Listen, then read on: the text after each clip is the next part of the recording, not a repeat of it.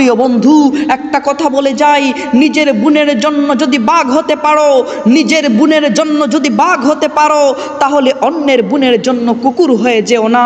নিজের বোনের চরিত্র নষ্ট হলে যেমন নিজের রাগকে কন্ট্রোল করতে পারো না, ঠিক তেমনি অন্যের বোনের চরিত্রটা তুমি নষ্ট করিও না। প্রিয় ভাই আমার, একটা হাদিস বলি, আল্লাহ রাসূল সাল্লাল্লাহু আলাইহি ওয়াসাল্লাম বলেছেন, যে ব্যক্তি কোনো জালিমের শক্তি বৃদ্ধির উদ্দেশ্যে তার সঙ্গে চলে, তাকে সাপোর্ট করে, অথচ সে জানে সেই ব্যক্তি একটা জালিম, তখন সে ইসলাম থেকে বের হয়ে যায়। জীবনে দুইজন মানুষকে কখনোই ভুলে যেও না। এক সেই ব্যক্তি যিনি তোমাকে সফল করার জন্য নিজের সব কিছু হারিয়েছেন, তিনি হলেন তোমার বাবা।